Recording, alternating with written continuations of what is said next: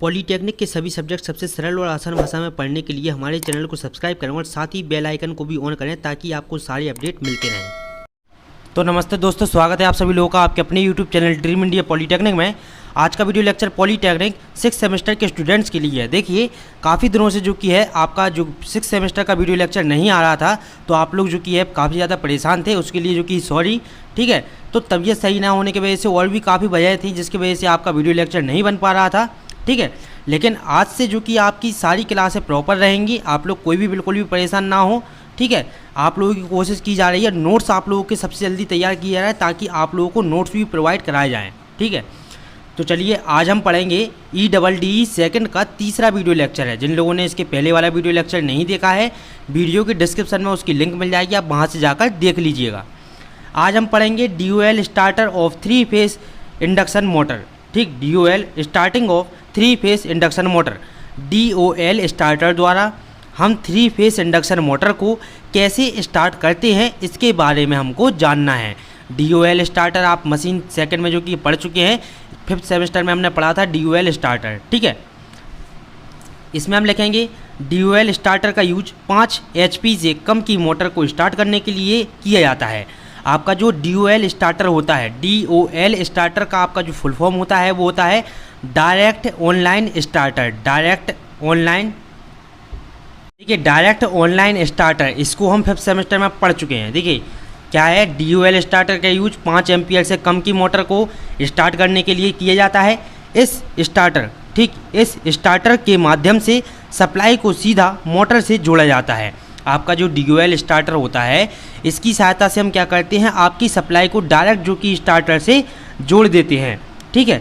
इसलिए इसे direct online starter कहा जाता है। क्या कहा जाता है? डायरेक्ट ऑनलाइन स्टार्टर हम इसको कहते हैं। इसके निम्न पार्ट होते हैं, कौन कौन से? इसका पहला जो पार्ट होता है वो होता है इलेक्ट्रोमैग्नेटिक कॉन्टैक्टर। दूसरा होता है ऑन या स्टार्ट पुश बटन। क्या होता है? ऑन या स्टार्ट पुश बटन। तीसरा होता है ऑफ या स्टॉप पुश बटन। चौथा होता है ओवरलोड या थर्मल रिले। ओवरलोड या थर्मल रिले। इसके बाद देखिए, सबसे जो पहला पार्ट इसका होता है इलेक्ट्रोमैग्नेटिक कॉन्टैक्टर। इलेक्ट्रोमैग्नेटिक कॉन्टैक्टर, इसके बारे में हम समझते हैं, इसके बाद हम पढ़ेंगे ऑन या स्टार्ट पुश बटन। देखिए, जो इलेक्ट्रोमैग्नेटिक कॉन्टैक्टर होता है, ये क्या होता है?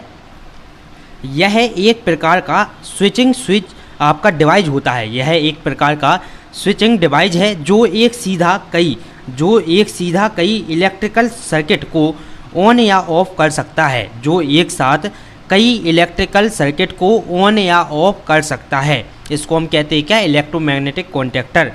इसमें एक इलेक्ट्रोमैग्नेटिक कॉइल लगी होती है जिसे NO वोल्ट कॉइल कहा जाता है। क्या कहते हैं हम इसे?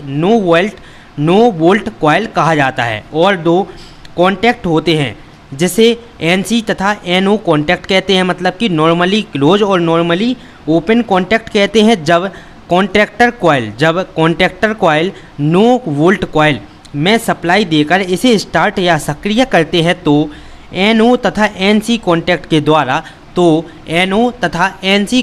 के द्वारा लोड सर्किट को स्विच करते हैं। लोड सर्किट की क्या करते हैं? स्विचिंग की जाती है। अब इसके बाद अगला पॉइंट आपका इसी में आता है ऑन या स्टार्ट पुश बटन। ऑन या स्टार्ट पुश बटन, यह 3 फेस इंडक्शन मोटर को ऑन या स्टार्ट करता है। ऑन या स्टार्ट करता है।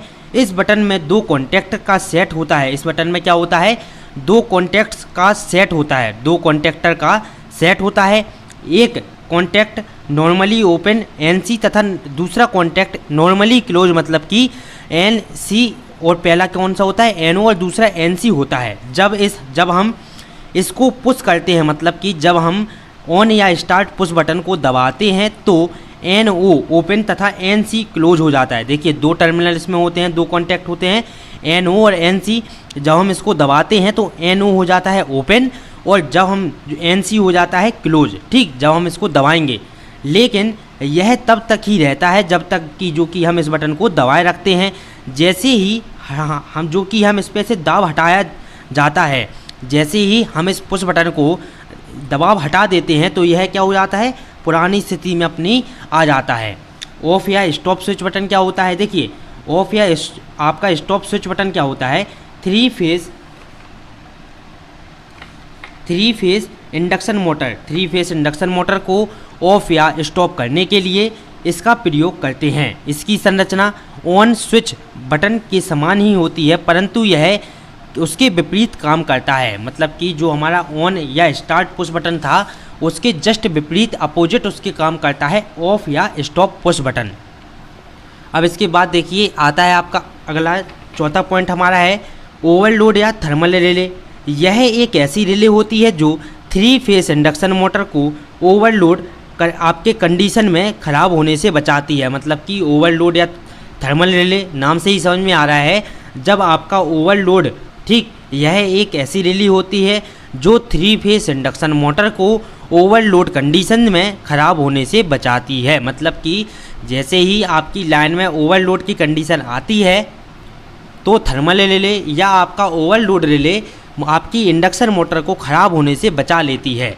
देखिए, जब थ्री फेस इंडक्शन मोटर की ओवरलोड कंडीशन उत्पन्न होती है तो यह रिले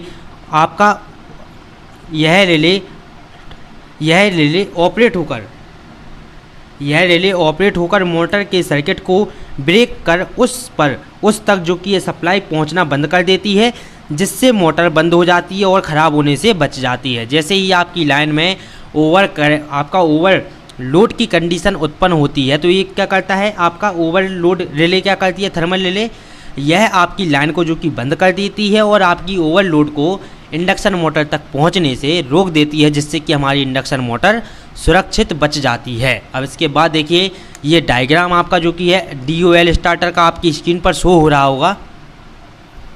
इस डायग्राम में देखिए सभी पार्ट आपके जो कि लिखे हुए हैं, ठीक। ऐसे इसके दो डायग्राम बनेंगे। आपको अपने उल्टे हाथ पर दिख रहा होगा पावर वायरिंग का डायग्राम और सीधे हाथ पर दिख रहा होगा कंट्रोल वायरिंग का डायग्राम।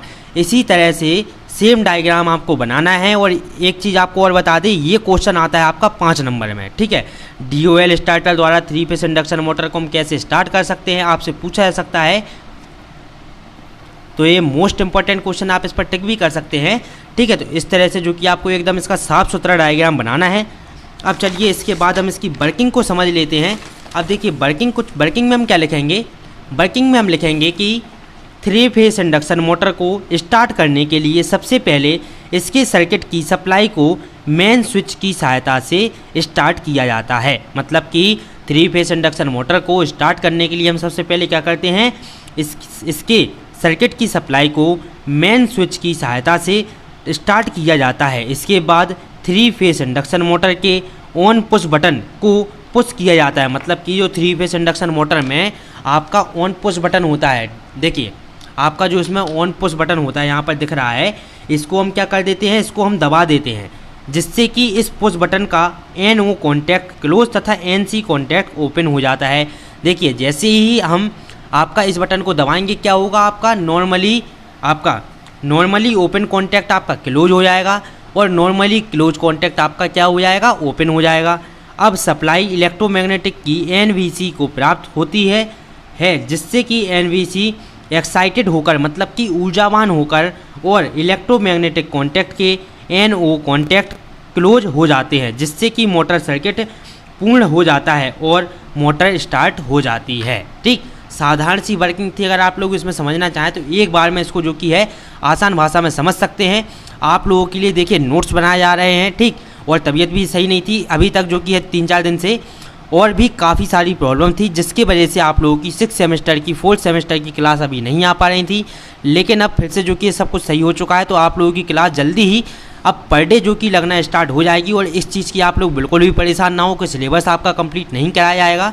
सिलेबस आपका 100% कंप्लीट कराया जाएगा। अगर जिम्मेदारी ली है तो उसको निभाई जाएगी, ठीक है। बिल्कुल भी परेशान ना हो। पेपर से पहले 2 से 3 बार आपका रिवीजन हो जाएगा, बिल्कुल भी आप लोग परेशान ना हो। तो चलिए अब मिलते हैं अगले वीडियो लेक्चर में। नमस्ते। पॉलीटेक्निक के सभी सब्जेक्ट सबसे सरल और आसान भाषा में पढ़ने के लिए हमारे चैनल को सब्सक्राइब करें और साथ ही बेल आइकन को भी ऑन करें, ताकि आपको सारे अपडेट मिलते रहें।